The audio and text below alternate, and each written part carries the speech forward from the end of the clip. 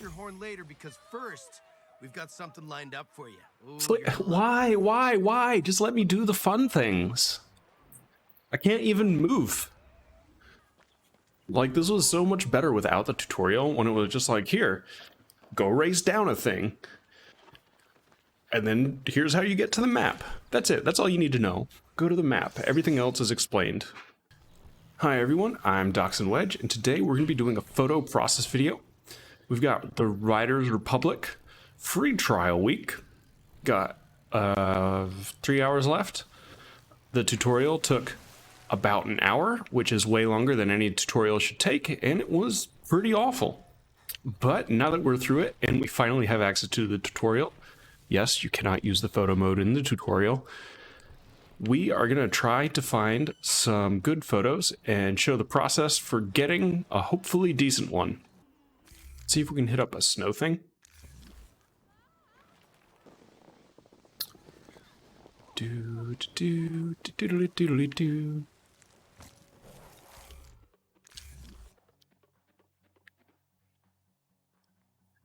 Well, it's unfortunate that the board is white and the snow is white.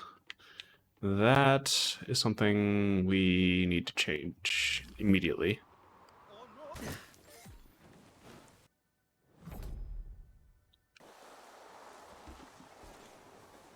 Oh, this is nice lighting. All right. So this lighting is good. There's some nice foliage. We have not a white board this time. I think we can make something work. We got a guy in the background there, which we got to watch out for. We got this thing going on up there, which we got to watch out for. But I don't like these red things down here. Oh, and that's in the way too. Or maybe we can use that. Maybe we can use that one. Why does it show symbols during photo mode? So the idea would be... Well, I guess we have to cut out the ground because of those things. So we want, I think, the sun in here. Sort of like this. We need to get the full skis on. So I like this because it sort of shows him going down. And then we got the mountains in the background. We want to sort of align those with one of the horizons, I think. And then try to get the sun the same way if we can, right? Face like that. And then also we want the mountains to sort of line up too, something like that. And so now we sort of got an alignment going, but I want to look at the edges and see if there's anything distracting. And I see on the right and the bottom, we have trees that are just not in frame, and sort of take away from the photo. So I'm trying to find a way, at least to cut out those trees on the right to some extent, and still keep sort of that alignment. Something like that, maybe? It's a bit odd that he's going in the wrong direction. Oh, can't do that. Because normally I'd want him coming, like, into the photo, if that makes sense. Rather than, you know, looking towards the edge of the frame. Something like this makes some sense, though. Sort of line the ski up like that. And then you have the sun. Maybe we put the sun, like, dead center. And then line the ski up with the thirds line. Then we can dip down a bit. And we do still have some trees coming in the bottom, but looking, you know, squinting and getting an overall look at the picture. I think that's okay, because we can sort of make that a silhouette since the sun is behind it, especially once we apply filters. So I think we're going to do that. And we can sort of depth of field this. Something like that. The only part I don't really like is the mountains don't really lead into the photo. They sort of are parallel to the action, which, it's not great. Yeah, I think we want time of day there or there. And actually, since we can change where the sun is, I think we want to change it so it's like over here to balance the photo a bit more. I like that. We can add some fog in. Fog is always good. So yeah, one of the things that is hard to do with photos is give them depth because they are 2D representations of 3D space. So having some fog generally helps with that. The fog basically helps give some depth. You can see in the bottom right, it sort of separates the trees in the foreground from the mountains in the background. That's something you wouldn't be able to see in the photo normally. Ooh, purple. Don't know what that is.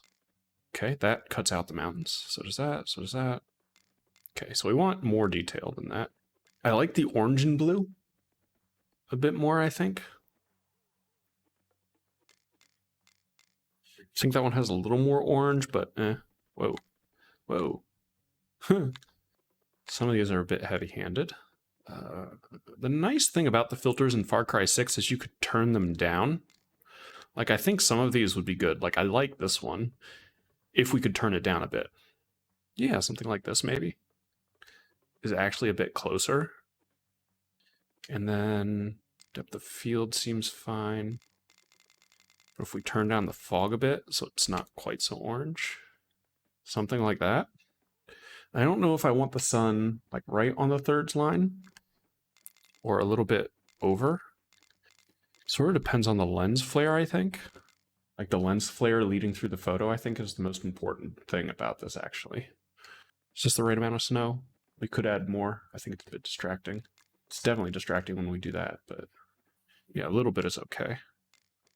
So more contrast is helpful. Brightness. Okay, that's fine. Hyper-saturated. I do like the sort of oranginess of that.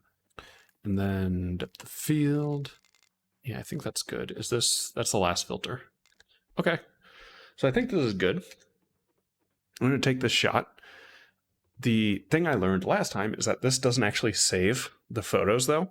So make sure whenever you take a shot, this will save it to the Ubisoft account, but it won't actually take it for you. So if you want to save the photo, this is on PC at least, if you want to save the photo, the way I had to do that was to do the show hide settings with select, and then do alt print screen, and then paste it into a program. Hopefully that is something that they add later. It includes the trial. The print screen I took includes the trial hour. That's annoying. Oh well. But yeah, there was a download icon in the browse when you browse other people's contents. I don't know if that download icon means views or if it means like actual browsing. So we'll have to see. Ow.